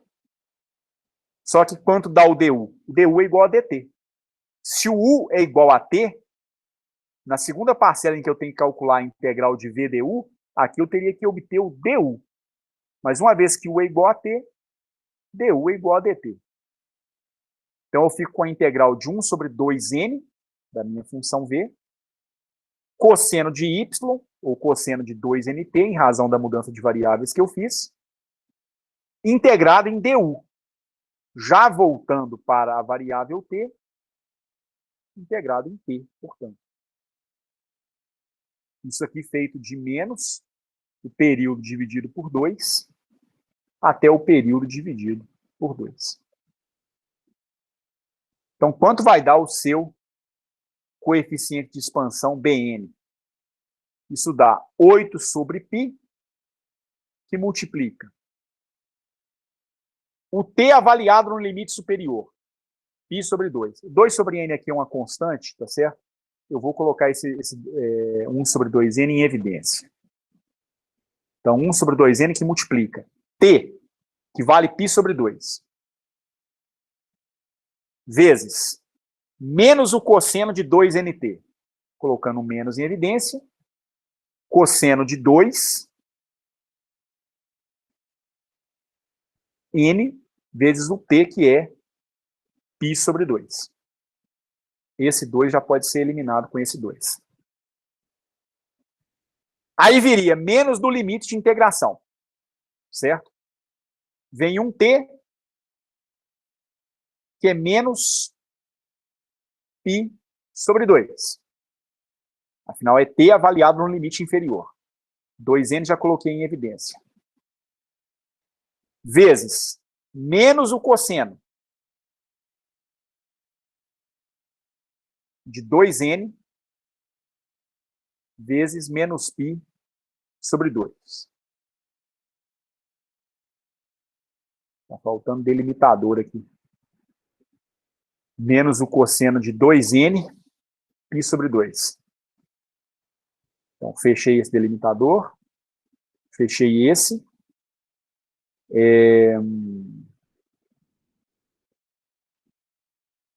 Está faltando alguma coisa? Está faltando a própria integral, né? E agora vem o resultado dessa minha integral aqui. Que é igual a quanto? Menos 1 sobre 2n, que multiplica o quê? Esse sinal negativo poderia sair para fora da integral. Ele se combina com esse sinal negativo e dá um sinal positivo global. Aí dá a integral do cosseno de 2nt, integrado em t. Integral do cosseno de 2nt dt, ela dá 1 sobre 2n, integral do cosseno dá um seno. Seno de 2nt. Avaliada entre que limites? Menos π sobre 2 e π sobre 2. Isso aqui fecha essa integral. Posso fechar esse delimitador aqui. Deixa eu ver se eu não estou fazendo nenhuma bobagem. Acho que tem um delimitador para esse também. E tem um 8 sobre π com a chave que é geral para todo mundo. Alguém percebeu alguma bobagem que eu fiz aqui? Algum sinal que eu possa ter comido mosca? Tudo bem? Acredito que sim.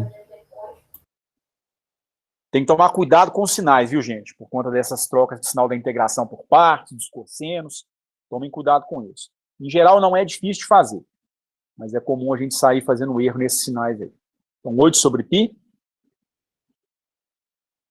1 sobre 2n que multiplica menos π sobre 2. Então, menos π sobre 4 vezes n. Nessa primeira parcela.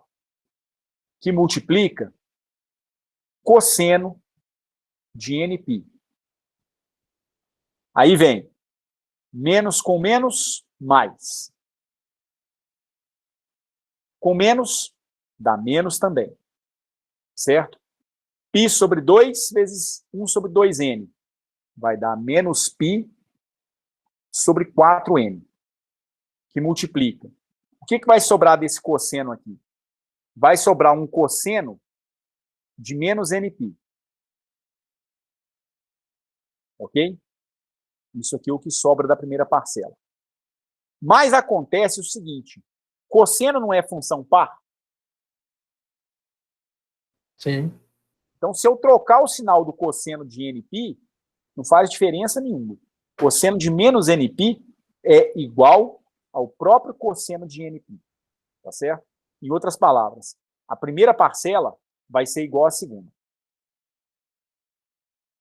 Aí, vem o resultado da integral no seno, aonde eu tinha 1 sobre 2n vezes 1 sobre 2n, que vai dar 1 sobre 4n ao quadrado, vezes o seno de 2n vezes o limite superior, que é π sobre 2.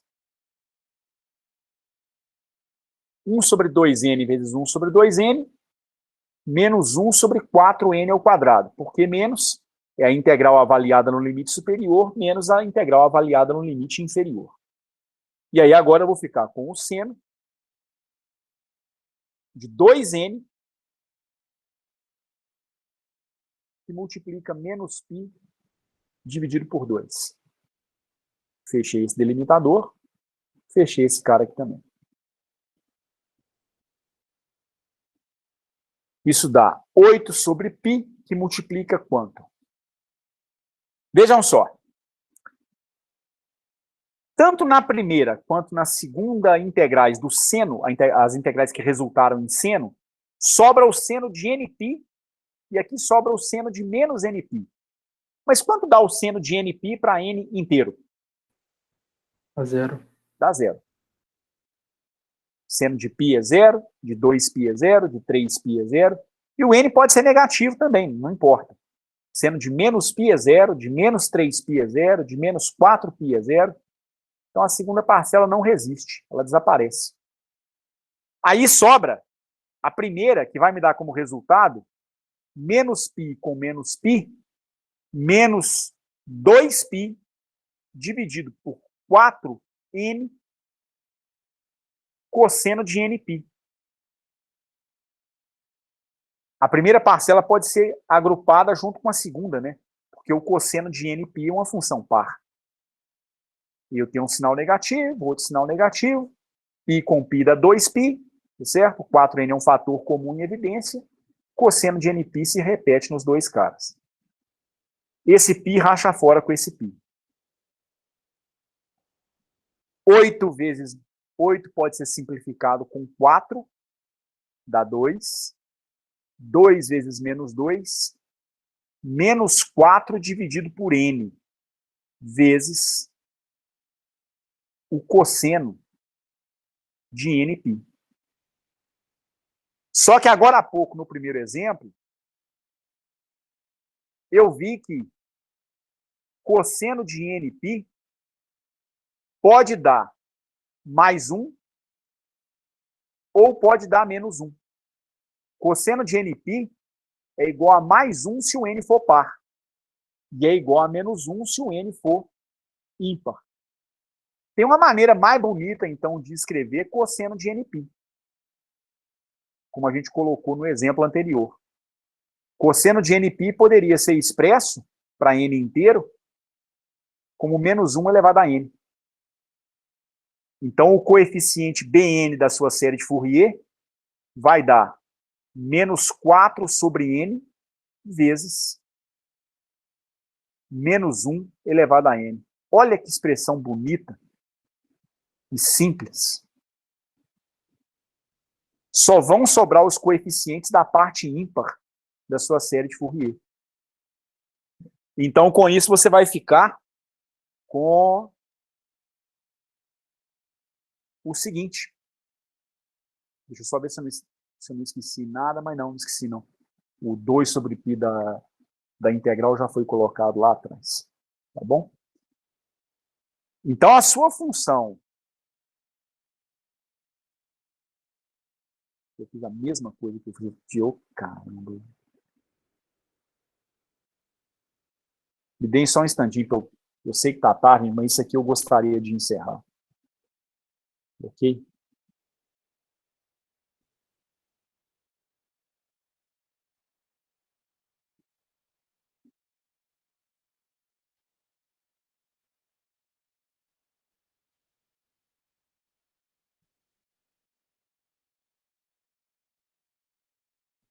Que diabo.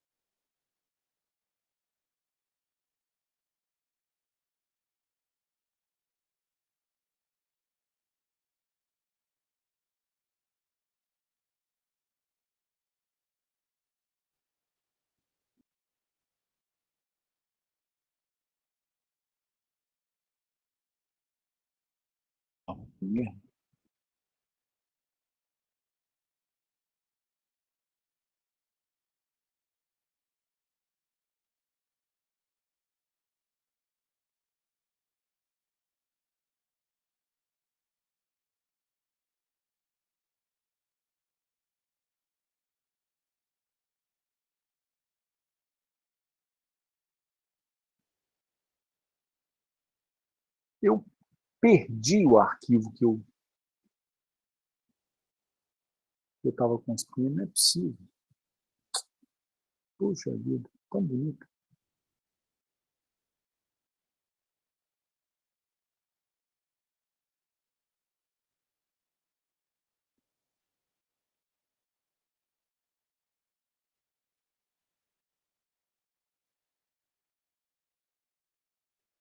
Só um minutinho, por favor.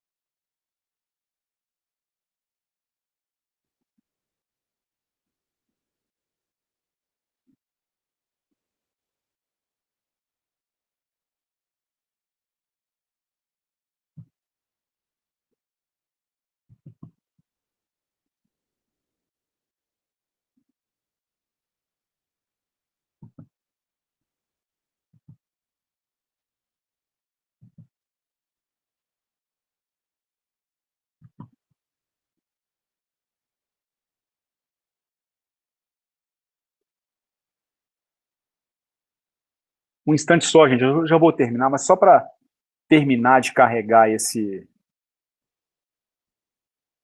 negócio de novo. Então, olha só. A nossa função f de t... Parou de compartilhar, Edson. Na verdade...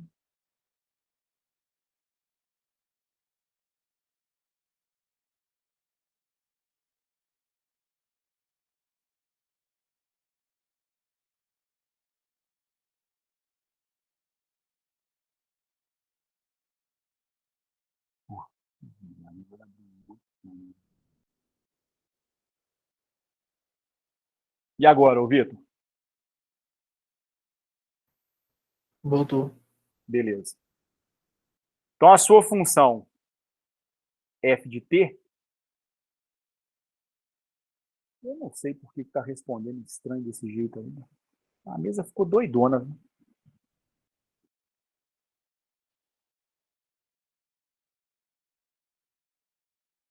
Só para encerrar, o caramba.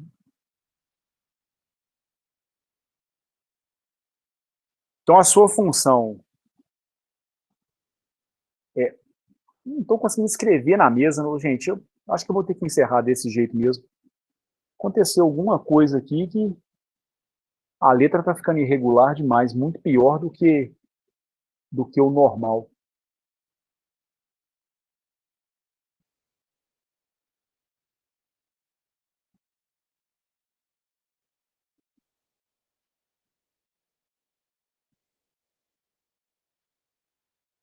Não vai.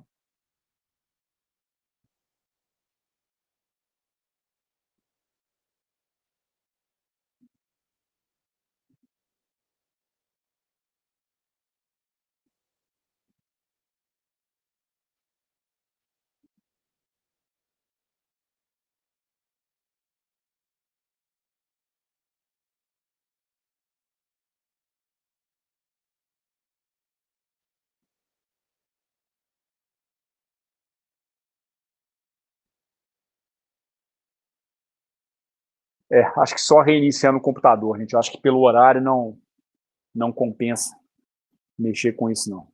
Tá? Aconteceu alguma coisa aqui com o software da mesa, ele não está respondendo direito. E aí, por isso, ele não está escrevendo normalmente. Como é que está ficando esquisito. A caneta não está respondendo direito, acho que só reiniciando mesmo. Bom, de qualquer maneira, deu para ter uma noção geral de como é que o cálculo seria feito do coeficiente? Deu sim. Bom, eu não tô... Acho que vai dar menos 1 elevado a n vezes 4 dividido por n, alguma coisa assim, se eu não estou enganado. Tá certo? Bom, a gravação vai mostrar isso para vocês com mais detalhes, tá certo? Eu retomo isso na aula de quarta-feira, pelo menos essa parte final do cálculo. Aí a gente retoma direitinho e a gente termina de fazer o problema. Porque o problema envolve também, aí sim, a análise física. A análise física é pegar esse sinal de tensão decomposto na forma de uma série de Fourier e aplicar naquele circuito elétrico. Então, como é que eu vou tirar a corrente no circuito? Como é que eu vou tirar a tensão em cada elemento, considerando aquela forma de tensão, tá certo? É nisso que a análise de Fourier vai nos ajudar. Porque, na verdade, o que a gente vai perceber é o seguinte: a equação que vai modelar a corrente no circuito, ela vai ser escrita, no final das contas, na forma de uma equação diferencial. Então, a gente vai ver como que uma série de Fourier pode nos ajudar a resolver uma equação diferencial. Tá certo? Esse é o objetivo. Não é o principal. O principal realmente nesse capítulo, pegar um sinal periódico e aprender a tirar as componentes de Fourier dele. Aprender a escrevê-lo numa série de Fourier. Tá certo? Mas, num segundo momento, isso tem aplicações físicas muito interessantes, tanto na mecânica quanto no eletromagnetismo. Todo problema que você tiver sinais, como forças, correntes, tensão, que são periódicos, no final das contas, eles podem ser resolvidos via série de Fourier. Tá bom? Interrompa a gravação nesse momento, então. Ok?